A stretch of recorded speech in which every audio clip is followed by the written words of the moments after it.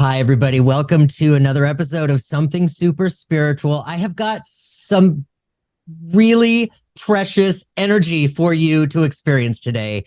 And I want to talk about the synchronicities that led her here with us. I want to introduce you to Pamela Cody. She is a beautiful psychic medium, healer, spiritual way shower out of the Los Angeles area. And last week, one of my viewers, I received a really sweet email from Manny, this sweet Manny who's been watching my shows and listening to my podcast. And he emailed me. He said, "Hey, can I recommend Pam? She's just so beautiful, and I think that you two would really get on well together." And so, I mean, immediately I went to the interwebs and I found you and emailed you right away. And thank you, Manny, for the introduction. Welcome, Pam. Thank you so much for being here. It's really an honor to have you. Oh, thank you. It's my honor. And thank you, Manny, so much. And before I even read that email, I could feel all this uplifting, wonderful energy from you, Jeffrey. Like I could feel it before I even read the email. And when I saw the email, I'm usually so, skeptical. I don't know why of what I want to be involved with, but I was like, this is a yes. I was like, this is just a yes. Thank you. Oh, thank you. Thank you for having me on. So you guys, Pam is a very bright light that this world we all need. And I want to just give a brief rundown on what you do. This is from your About Me page on your website.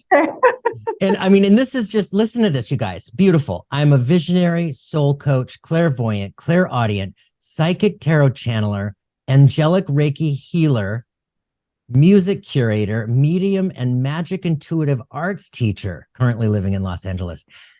She is here to empower you and connect you to your own unique magic and magical life. Thank you for all of that. That is so beautiful. Thank you for stepping into this role. Thank you for trusting and surrendering to this role. And yeah, please introduce yourself a little bit. Talk to us a bit about your journey, your path. Have you always been directly dialed into spirit since a little kid, or is this something that happened later in life for you? Yeah, I have to say I am one of these people who was sort of born with it, so to speak. Okay. Did go through quite a bit of struggle with acceptance. I remember from such a young age, like 4 years old, just staying awake at night and sitting in my room and watching these beautiful lights.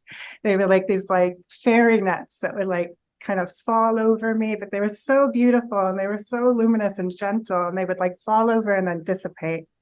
And they were like webs of flowers and light. And it was so beautiful. And then one day, my older sister, who is about 3.5 years older than me, mentioned that she saw them. And we couldn't believe it. Like, we'd both been having this experience of seeing these beautiful, magical lights. And, I really tried to think about, because I know some people recognize relatives in that in spirit at that age. But to me, it was more the lights. And I would see faces that time. But I was more interested in for some reason, that form of spirit. And then the other thing that I saw that I'm not sure other people, I'm so interested if other people have had this experience. Yeah. Is I would see almost like tree spirits. Okay. I would see tree spirits at night. And I grew up in New York City in an apartment building, like on the 14th floor. And so at night, I would see these lights, and then I would see these tree spirits and plant spirits, and occasionally an animal spirit. And it was all very delightful to me. It didn't scare me. It didn't scare me. It was only later that I think a bunch of us saw a horror movie. And then it occurred to me to be a little afraid, well, what are ghosts, right? Oh. Which Hollywood, there is a phenomena of ghost, of course, but it's not really what Hollywood presents it as, right? Right. So it was pure delight and connection and loving presence to me from the get-go. And yes, I always kind of knew things. I used to get in trouble actually for seeing things people weren't ready to see, or they weren't ready to talk about, or they would never want to talk about, maybe, right? Sure. Things that were going on with them, or other people, or people that were lying. And I'd be like, hey, everyone can see this, right? Like, and it's like, don't talk about it. Like, don't, because I do think part of psychic ability in a very natural, authentic way is that as intuitives and sensitives and mediums, part of that gift is wanting to live in the truth. I don't think you can fully separate that out. Right. At least for me, I can't.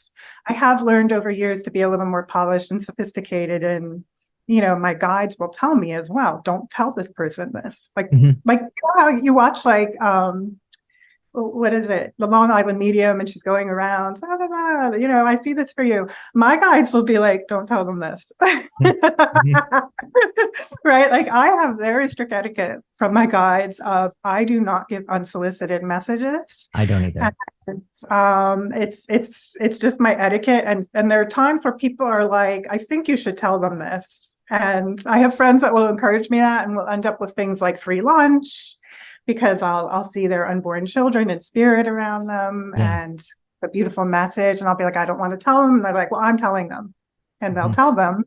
And the person will be brought to tears because it's exactly the message they needed. So it's finding that balance. And but for me, it's always been sort of present. And for most of my young life, I kind of suppressed it, or, held it back, or because I didn't realize that not everyone had intuition, even, right? Like, I can't imagine that. I can't imagine not being intuitive.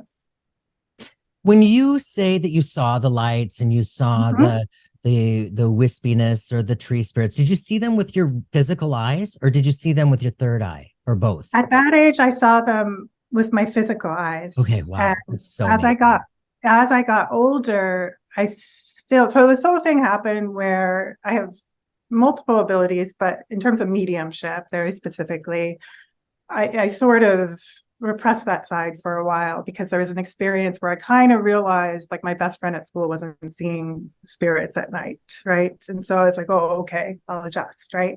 But as it happens, spirit always comes back, right? Spirit always comes back for us. And so I was seeing objectively.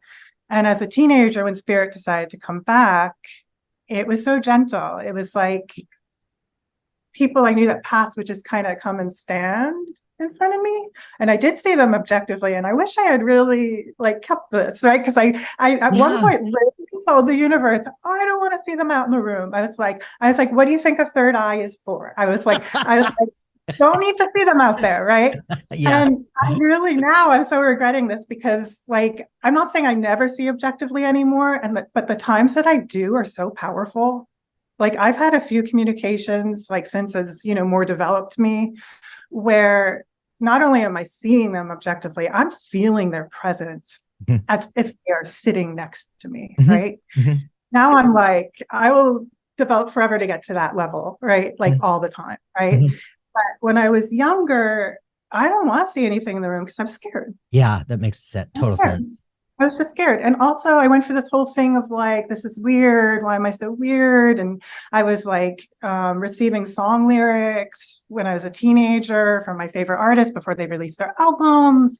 And then that was really freaking me out. And I didn't have the, you're a teenager. We're also narcissistic, right? So it's like, well, what does this mean? Is there like a connection here? And it's like, well, actually, you just kind of can remote view a little bit, right?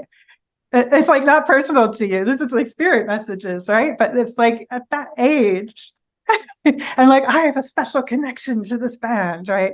But it's like, no, this is a psychic ability, right? Yeah. And I think this is why development's so important, right? Because thank you. That was going to be my next question as you were talking about this. So perfectly timed, when you did grow into adulthood and you recognized the reality to all of this, did you find a teacher? When the student is ready, the teacher arrives and people show up for us throughout our journey. How was that like for you? Well, I would say there were steps before that, right? So all of this I sort of repressed. I was about 15, and then it was coming in ways that I knew was evidential because there was no contest about it. And I would have visions of people passing before they passed, like, and how they would die. And someone went missing, and I kept having dreams about him that he was like, came back as a zombie and brain dead. And a month later, when he was found, he was brain dead. He had taken all this acid, and he had like literally lost his mental capacity. I was having all these experiences of spirit trying to wake me up. And, today, like, my communications from spirit are very peaceful. It's very flowy. But when spirit's trying to wake you up, sometimes it's a little dramatic. I don't know if you had that experience. Yeah. But like the like more dramatic things, like, you having those visions of someone's going to die, and then that unsettled feeling for weeks, right? And then they pass, but they're only 18 years old, and there was no way that someone could think those things could happen, right? Like those experiences. So I don't know why that all happened to me as a teenager. I think that was bad timing. If that's not when I would have chosen it, but that's when spirit chose it. But simultaneously, I have to say, and I think this is a really interesting part of the equation to me, and it's something that when I write my book, which I'm in the process of, I am going to focus some time on, which is that spirit, before bringing me out and bringing me even to develop with other teachers, right? They worked on me. They asked me to evolve. Spirit started coming to me so the visions, there were the visions, and then there were like these, for some reason, ability to pick up information from elsewhere. But there was also, at a certain point, I think this was around 14, 15, I would start hearing very quietly, "There's an angel on your shoulder." You just hear that multiple times. And I'm like, yeah, that's cool. And I'd be like out, with friends, and I would just hear this quiet, "There's an angel on your shoulder." And I heard that for a while, and I got kind of acclimated to that, I guess, which I guess was the plan, right? I think that was the plan. And then that turned into, "Be careful." And over time, I kept hearing, "Be careful," before later in that day, someone would actually sort of trigger me into some kind of emotional anger thing, right? Like was asking me to temper my personality, my human self. Spirit was saying, "Hey, let's just have awareness, right? When this happens, be gentle, be careful." Like almost how you talk to a 2-year-old. Yes. Be gentle. We know you're mad, but be gentle, right? So spirit was coming to me. I don't know what this means about me, but I embrace it. I feel that as humans, the more we just embrace our lessons, the better. So spirit was coming to me with essentially, "Be gentle." And it actually helped create awareness. It actually helped me handle all these situations with more finesse and foresight and thoughtfulness and consideration for other people and better outcomes. Sure. And from there, they started building. But the other thing that happened before I saw spiritual development in terms of like mediumship development specifically, because I didn't know that was a thing, really. I don't know why I didn't know that was a thing, but I didn't know it was a thing. And I also had all this confusion when I was younger that if I was psychic, which I knew that I was sometimes, and if I was a medium, which I absolutely knew that I was sometimes, because there had been it had been proven to me over and over, right? And other people had confirmed it as well. So if I was this sometimes, I was like, but if I really was meant to do this, I would be omniscient, right?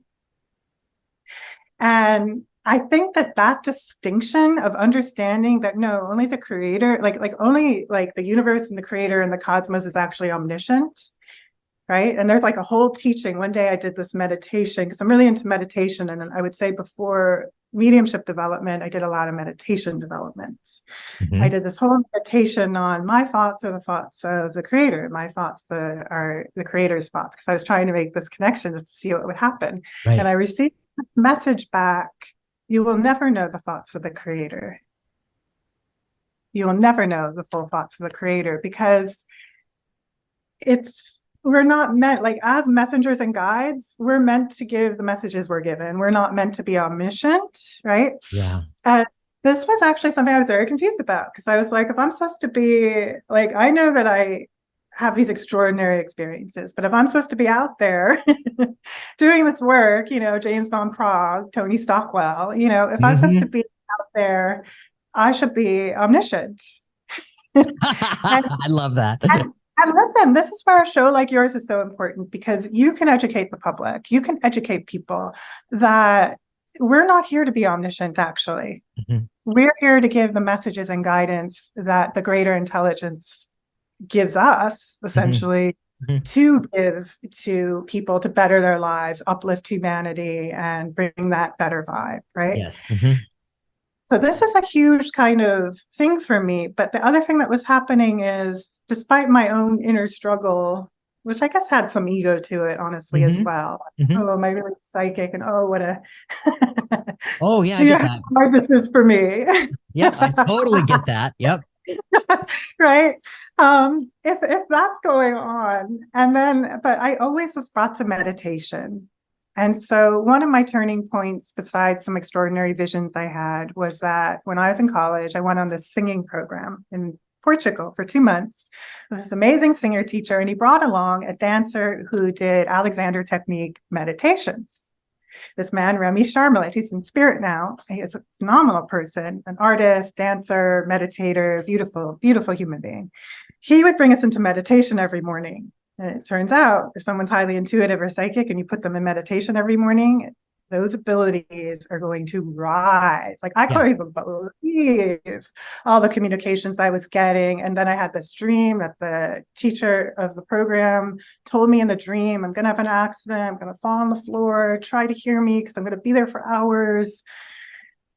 A week later, it absolutely happens. This poor man falls on the floor in his apartment. Nobody could hear him for hours. He hit his head really badly. People had to stay the night with him for a while. We were all taking shifts, like watching over him. And on my shift, watching over him, I kept hearing, I'm so thirsty. I'm so thirsty.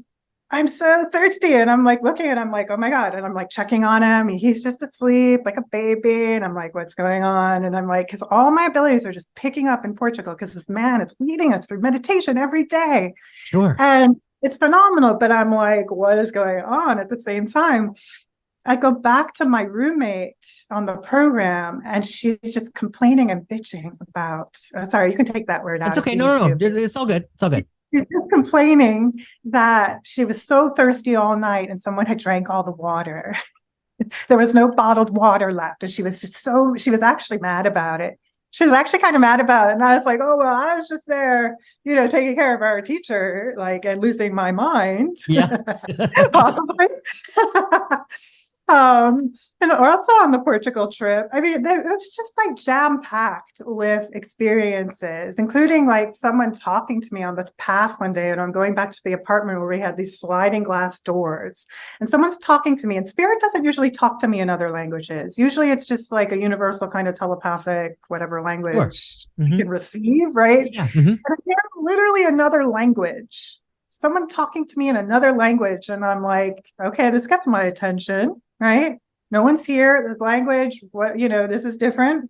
I get close to the apartment, and this glass door comes crashing forward. And if I had been a few feet closer, it would have smashed over me, right? I could have been quite injured, actually.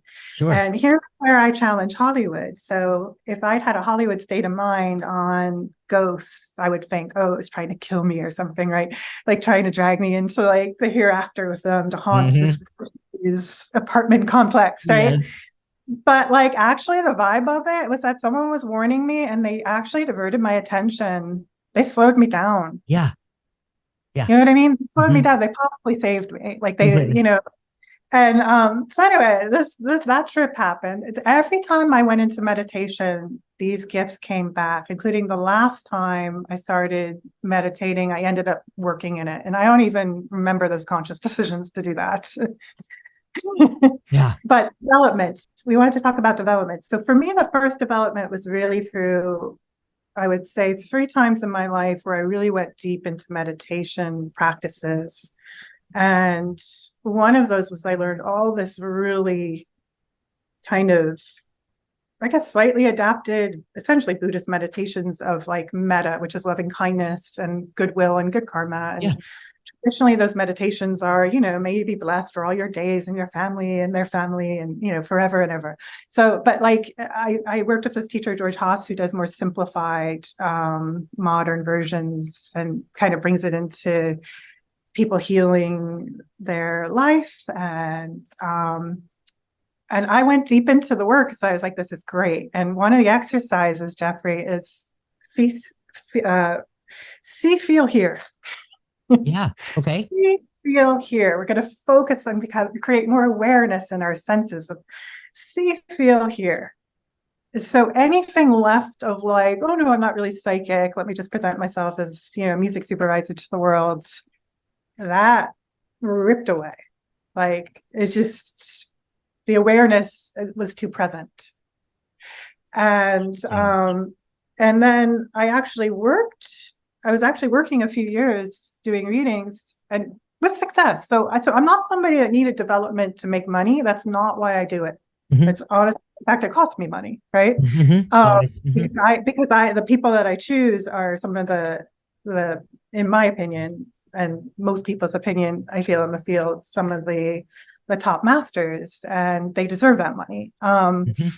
But like, I don't need any development to make money in spiritual business. That's not why I'm doing it. I'm doing it because I've had those experiences with spirit. Once I realized development was a thing, it really didn't know. I know it's ridiculous, but I really didn't know until I was already doing it and already teaching as well. But my guides helped me with that. Like my guides would come in and help me with my curriculum. And, they at one point told me my class, because I worked for this store called House of Intuition in Los Angeles, and they kind of pushed us into teaching, right? And my guides would help me with the format for the class. And at one point they told me my class was really boring. Oh, they were like, you got to make it more fun. They were like, there's nothing wrong with making the class fun. And then they introduced this idea to me of how about have a mystery guest, which is someone in spirit that people can read like passively. So it's almost like a passive mediumistic lesson, right? Sure. Yeah. Like you're just going to have a name in the room with them. They're going to be learning other things, but then they can come back to it again, like a game, right? I love that. Yeah. With what they received, right? And so it's very interesting, But so anyway, once I realized there was development and I'd had some of these readings, which I'm sure you've had this experience too, which is so compelling. Not all my readings are this by any means, but when having had the experience of having those readings that come together, like, this is the person's name, this is the father, this is what he looks like, he died of Parkinson's, he's calling out the name of the other sister who you're talking to, and giving such clarity on what the person's going through in life and helping them. And literally, like, just when the evidence becomes so extraordinary, right? And again, I'm not saying all my readings are this. I mean, it happens. And I would say that the evidence I bring in my readings is something that people have told me really touches them. And I was not brought up a spiritualist, right? I didn't have that training, right? So it comes in there organically through spirit with the messages and the love and other kinds of evidence, usually than the typical questions. Yeah. But having had both experiences is so compelling when that happens that I was like, I want to do this as much as like I want, like the best I can be at this, the most of service I am. Right? Like I completely relate. Yeah. And so to me, this is so invaluable. I will never not feel compelled, right? I think development is so important. I think it's ongoing. Development is always ongoing. And, there's so many things within your journey that I completely resonate with. I didn't have it from birth like you did. For me, it happened in 2006. I was 36 years old. And I was attuned to Reiki, and the side effect for me was that, it ignited all the spiritual senses, kablam, all at once. Yeah. And suddenly during Reiki treatments with people on my table, I feel that person standing next to me and I know who it is. And suddenly I'm developing this. I mean, I'm delivering this evidential mediumship before I even knew what I was doing. Oh, totally. I mean, that happened with me too. When I first started reading, and I'm Reiki attuned too, by the way, and I didn't realize, I was like, oh, it's part of the Reiki experience that the loved ones are around the table, right? And it's like, no, for the majority of Reiki people out there, it's not like that is mediumship. That's actually mediumship. And to understand and separate these things out. But yeah, when I was first reading, I don't even know why I started doing it. I think I had this slump in my entertainment career and I did this boy band show where I was just so burnt out. I was like, you know, but I just was trying it out really. And I didn't start with mediumship. I started with kind of like, I knew I was psychic and intuitive and I was just using my cards and people from spirit were like, oh, that's my son. That's my son. Will you tell him congratulations on, you know, graduating? And I'll be like, or will you tell him, you know, that's my son. My favorite TV show was Mad Men. And I'm like, so I think, and I'm there like, I think I have your mother here too. I know this isn't what you're asking about, but I can't refuse this. You know, I can't refuse these energies. Yeah. And it's like, I can't refuse her, right? She's saying her favorite show is Mad Men. And, you know, it's like, oh, yes, that's correct. Absolutely. Love that show so much. And actually worked in advertising at one point and, you know, blah, blah, blah, blah, and all those things. So yeah, no, mediumship came into my otherwise readings that I was defining as something else for sure. Yeah. Just like you're having with your Reiki work. I mean, it's absolutely. And this is where that intelligence and I feel that us, I feel they're picking us. I have passion for this, but I also feel that they pick us. Absolutely. I absolutely believe that there is an intelligence to the other side that we cannot wrap these brains around. And we just learn to trust and a surrender to who is there and what the messages need to be. And the healing that takes place is just magical. And, you know, I completely understand too, how you said, I don't remember how you worded it exactly, but you were talking about what spirit will come back. If you kind of let it go, if you kind of like shove it, the spirit will come back. And I've said that so many times, is that, you know, when spirit comes knocking at your door and you don't answer, they go to your back door, they go to your windows. If spirit comes to your door and you're like hiding behind the couch with the lights off saying, shh, we're not here, they'll keep knocking. And it's so true. It is just like when this calling suddenly becomes a yelling and we're like, okay, here I am. And one thing leads to another. And it's not that I didn't want to be of service. I just really thought if I was supposed to be doing this, I would actually be omniscient. And I didn't understand that people developed as well to... Oh, you know, that is another great point. So by having that expectation, and I talk about this too, in my development, I learned that I had expectations and demands unconsciously. Like I didn't realize... For instance, my clairaudience. I never really experienced hearing any voices on the outside. Never heard any voices. I never experienced hearing any voices on the inside of my head, outside of my own voice, right? And I had other friends who were, you know, very clairaudient. They heard voices. They heard different tonal voices in their head. And I thought I just must not be clairaudient. I had this expectation and demand that I didn't realize I had until one day I recognized how my own clairaudience works. It's different than that. And that's what you're saying is, you know, we can block ourselves by having these expectations and these demands without realizing it. Well, I think part of the learning is learning to focus on and receive our gifts as they come in. So I'm very clairaudient. I mean, some of my earliest communications were clairaudient, but I didn't hear it as a voice for the most part. Occasionally I do. So for me, it's more like I don't hear a voice.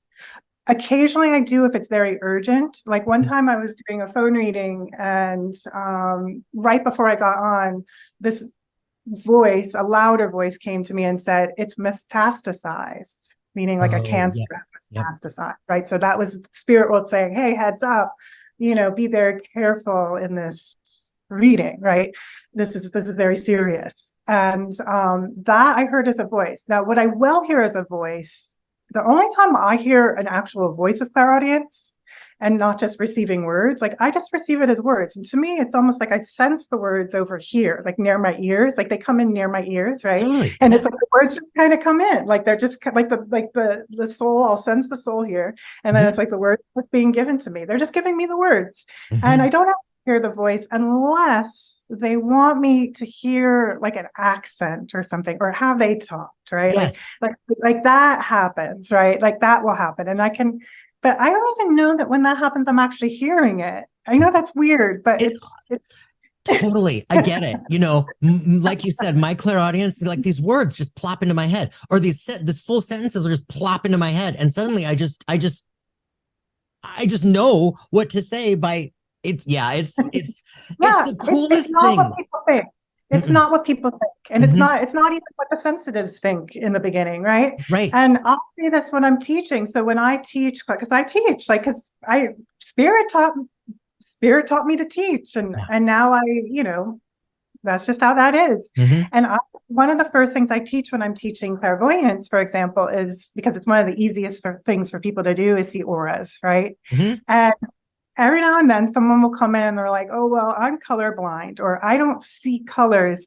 And I'm like, you're not off the hook, because we're not just talking about colors here. You can read auras by texture. You can read auras just how it feels to you. It's not actually the color. It's not actually the color. Colors are a beautiful way to identify it, and they encompass all these qualities.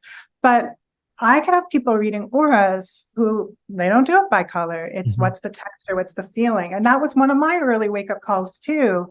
When I was a teenager, where I was here like, okay, receiving all the song lyrics, seeing people die. And this was like in the 80s, so it's so perfect, right? It's like yes, top teenager, right? Like you're like, but not psychic, right? But then I would have this experience where I would see certain men around, like, like the party scene. And their aura would be so pronounced to me. I would see like this red, but not a healthy red, like an angry red. I would see this angry red, and then I would see like this black in it, right? And I would see that, and I'd be like, why am I seeing this? And I'm like, not psychic, but why am I seeing this? And then I would always hear, it was like Spirit trying to show me something. And I would hear roundabout that man that I'd be seeing with an aura like that turned out to be a violent individual. And it was like always violence against women, like men that beat up their girlfriend, or like rape somebody, and I was like, whoa, like this is really. And sometimes red is a color of success, absolutely, happiness, joy, and energy. But it was like the quality of it, where it was like this angry red and black in it. I'll never forget that lesson, right? Totally. Never. You make a really great point. And many people ask, are you clairvoyant? Are you clairsentient? What is your main?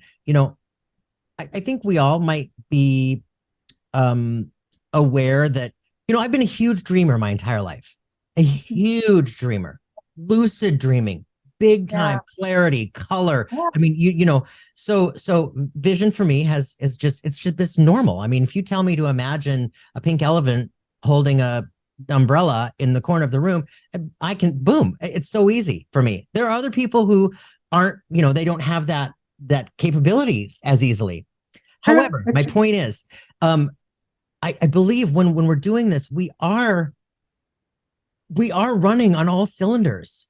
The feeling, the hearing, the vision, the knowing, the smelling, the tasting, we might not be conscious of it all, but I feel like we are all running on all cylinders. And like you said, when you're seeing that red, well, you're feeling, there's your clairsentient, you're feeling that there's a different vibe about it. And that there's a bing, bing, bing, bing, bing, your alarm is going off, But, you can see the red of passion. You can see the red of success. You can see the red of an energy healer. You can see, and that's a really, really great point. But you utilizing all of them at the same time.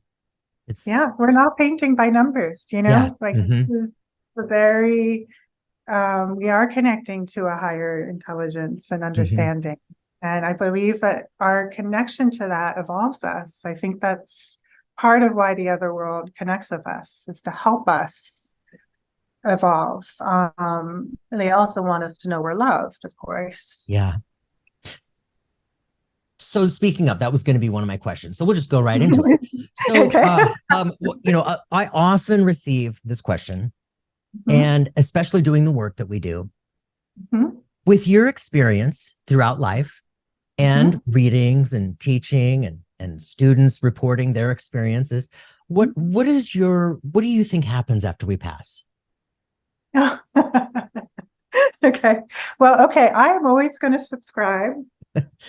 Maybe I'm so specific about these things because I do teach, right? And because because I did come to it from this perspective of, oh, omniscience, and now like just my role in this. My guide's always talking about we only have our own role to play in this. They love that. They love this idea of you only have your role. Let people do their role, right? Yeah. So because of that, there's always like this I'm only going to talk about what I've experienced, right? And there's so many talented people and mystics and mediums and shamans and other Oh, kinds of totally. people, right? And people who aren't that, who actually died and came back, right? Like those people, right? The muggles who die and come back, right? So to speak, who have just a valid as an experience. So what's been described to me, let's put it this way, my experience with this, what's been described to me many times, right, is that it's not like one thing exactly happens either.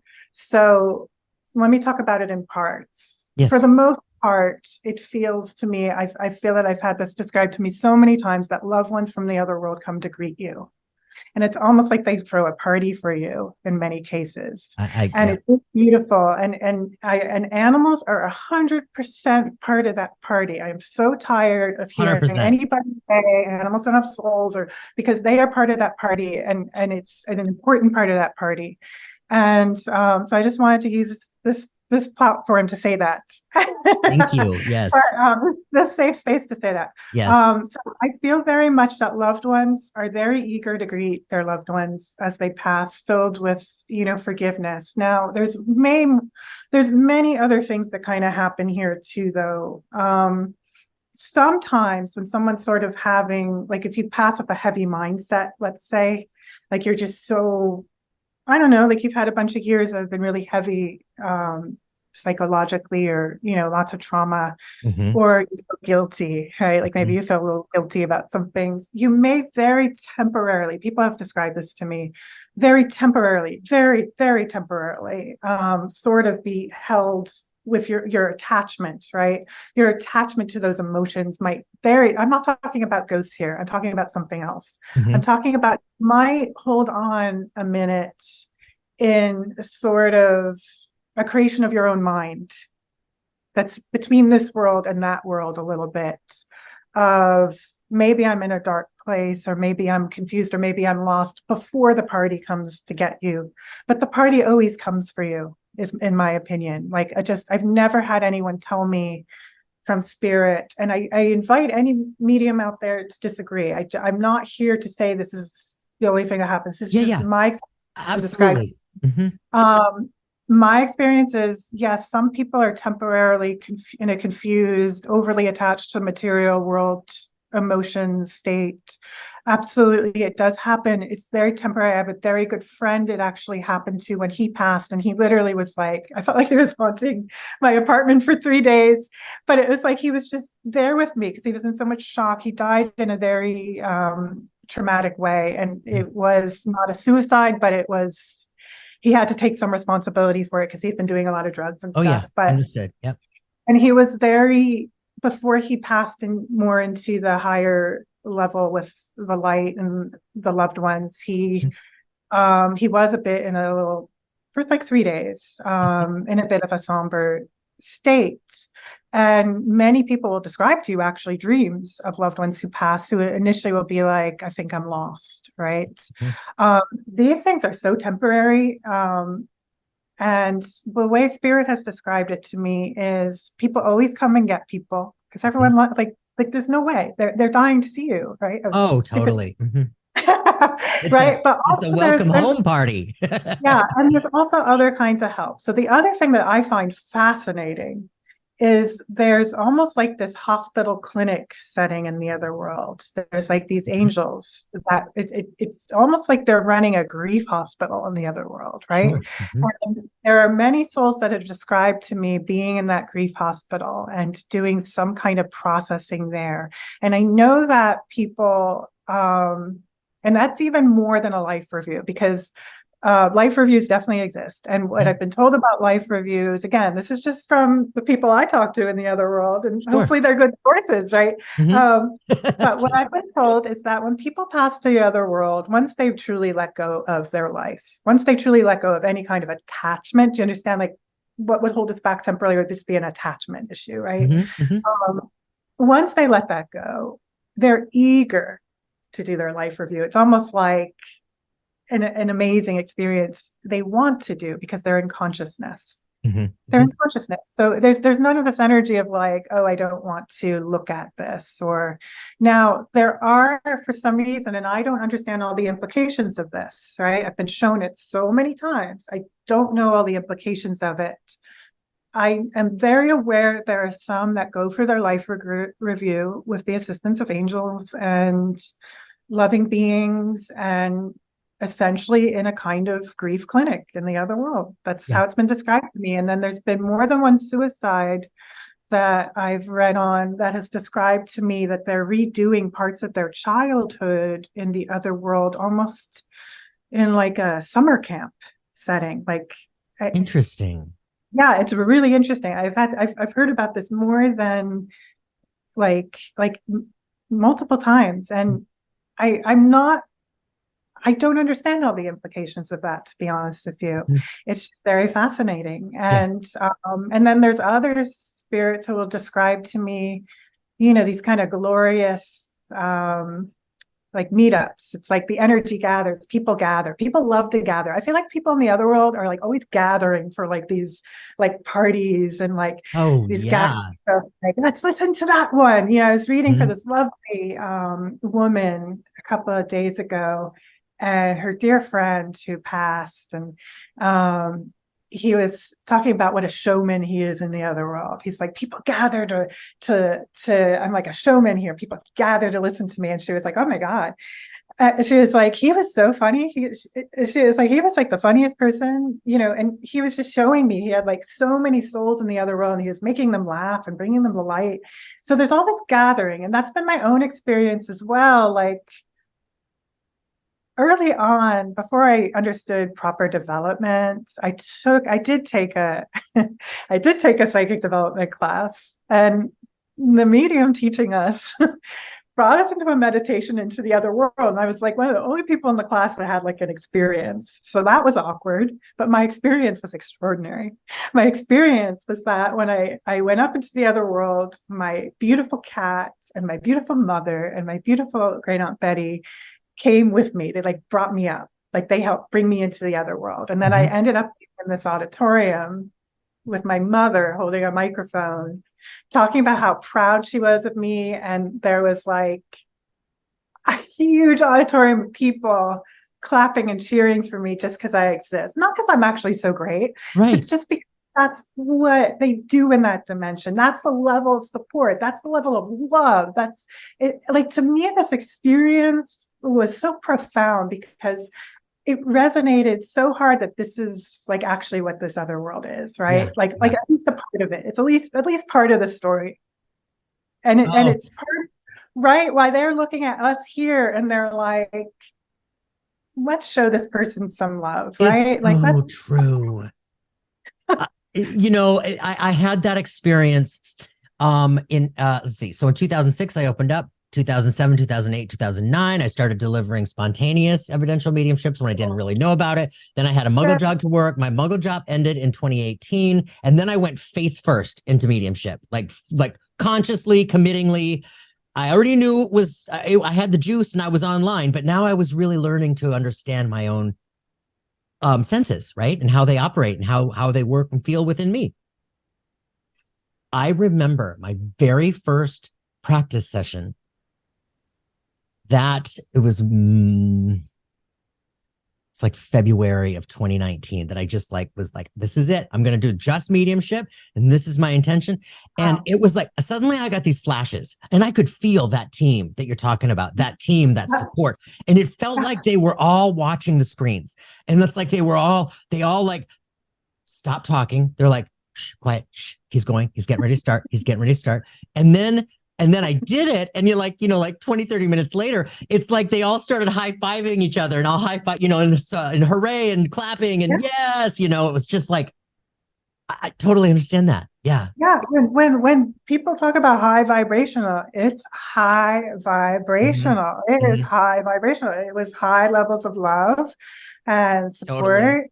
Yeah. And it is I'm telling you, it's part of why they reach out to us too, because they're trying to remind us here to be more loving and be more high vibrational. They see what like how impoverished this incarnated world really is for that. I mean, we definitely have it here, but like from their perspective, it's we're all eating breadcrumbs in terms of the love and the support and the absolutely. They are. They're always nudging us to remember who we truly are. And I'm an optimist just by nature. And I see that the waves are pronounced, that people are really starting to feel this about themselves and starting to get curious about their own spirit and their own soul and the connection and the oneness and the truth. And yeah, so I just wanted to thank you for all of your work in adding to this and being this way shower, holding that light for others, being that mirror, that reflection to show people who they are. Well, thank you. And listen, I'm so thankful when I realized that there were high-level teachers for this, people like Tony Stockwell and I Chris adore Drew that man. and James Von Prague, people who have walked this path. And, Tony in particular, because I have such an eclectic, I mean, we haven't even touched on some of the stuff. You know what I mean? Like I have a really eclectic gift set for some reason. And I'm not saying I developed all of it at all. I didn't even want to develop part of it because it's just too, I don't know, it's too close to humans. I don't know. But like someone like Tony who, what I love about Tony's perspective is he really embraces that eclectic skill set. Like I feel like having him as a teacher helped me understand what I even do, really. If that makes sense. I mean, I had an idea of this here and that, and this is happening. I knew it was psychic, I knew it was mediumship, but just there's some way in which he teaches that really helped me to see that I do things a little differently at times, and that's really okay. And like I've had so many amazing teachers. I mean, John Holland is one of my teachers. Janet Nahavik was one of my teachers. Oh, I love them. Always wanted to impress her. I always had the secret plan that I would like develop brilliantly on platform and come out and like, Janet could see it, right? Like, I don't know why. I just felt that so with her. She will. Yeah, no, I know she will. I actually feel like she's listen, some of these spiritualists in spirit are hard at work. I feel that they're working with all of that. You know what you've gotten this as well. Totally. They do not stop working just because they are in the other world. And I'm so grateful to them and to all the teachers here. And I don't want to leave anyone out, but I feel that since I have been developing, it's like there's so many amazing teachers to learn even more from. And I never want to be that person who stops developing. I just think that's sad, actually, to me. It's a constant evolution, as we are. We have so many layers underneath, so many. Healing is ongoing, and learning and growing and expanding and really truly like recognizing the true vastness of our souls, and it's just to be able to do this with you and hopefully inspire curiosity and questions, and to be able to have these conversations openly, is beautiful. And those people, those teachers that you're talking about, the teachers, I went to Arthur Findlay in 2019 and I was there for 2 weeks. I spent a week with Tony actually. And, wow. And so speaking of teachers, Gordon Higginson, Mavis, Yes. Glenn Edward, Estelle and Helen. You can go down the list, all the way down, and we stand on their shoulders. And like you said, they are hard at work on the other side, working with us. Yeah. They really are. I really feel some of their presence sometimes. Like I really feel that I do. And I don't think I'm making it up. I just don't. And I haven't been to Arthur Findlay yet. I really, really want to go someday. It is on my path. Let's and I want to go together. Yes, let's go together. Yes. Yes, absolutely. I would love that. Yeah. I would love it. It's amazing. That first week I was there, I knew I was supposed to be there. Let's be clear. I knew I was supposed to be there. Yeah. But as deeply as I knew I was supposed to be there, as fearful as I was terrified to be there. And I just felt like, who am I why am I here?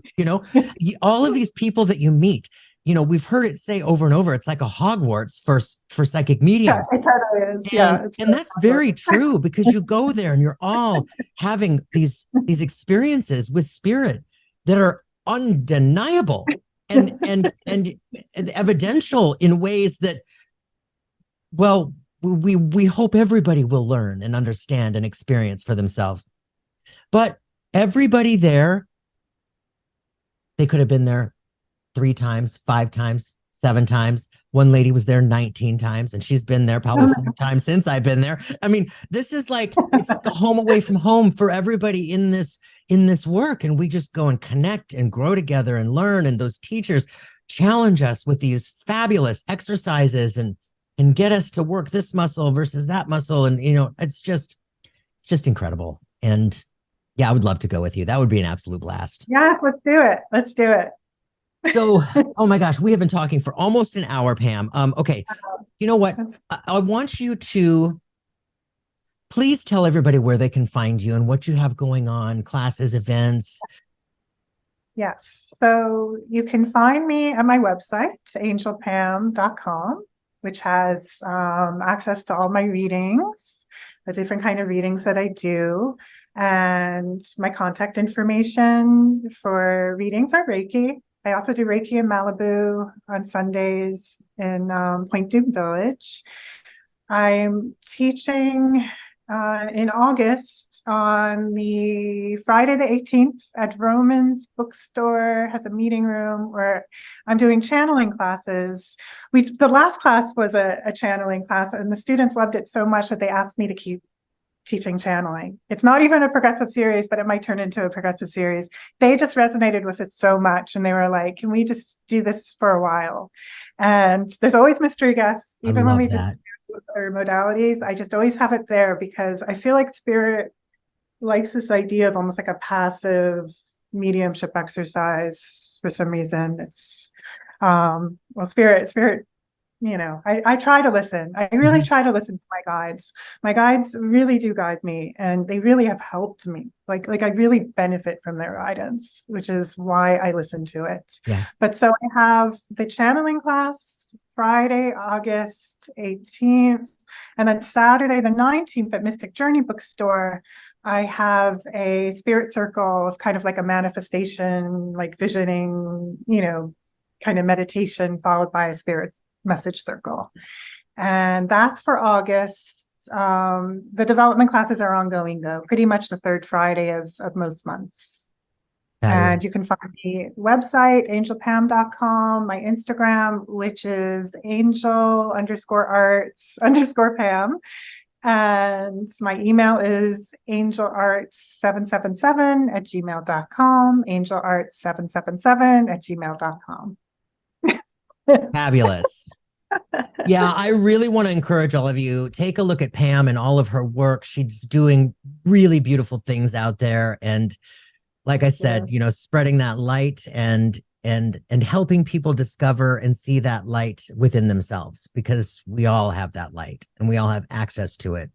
And we're all meant to remember that we are that light. And we all deserve to be that light. We all Totally. deserve that happiness and that soul expression. We've reached a level of evolution where that's available to most people if they can consider developing it or working for it a little bit. Yeah. We all deserve it. Yeah, completely. So Pam, what are you feeling led with to leave people with words of wisdom that you just feel coming through you? Oh, wow. Okay. So it could be so many things, but I do feel, for some reason, I feel being called to connect people with trees, like trees as a resource and a guide, like that. These are living, breathing companions in this incarnation, and trees have a lot of wisdom and healing energy, and connecting with that energy is very healing, and will also help people in a very grounded, gentle way open up to their own guides. I'm being called to tell somebody this. And I do feel a guide near me who's trying to show some gravitas as a teacher, endorsing this message, that it is time for people to understand and feel empowered as well. I guess this is a message of empowerment, that if for some reason you can't afford teachers, or you don't live near teachers, or you don't have Zoom, or you don't have the resources, or you're just not ready to want to join an official class with someone because you're too intimidated, or you're too much of an outsider, even though we're all outsiders. We all started as outsiders, right?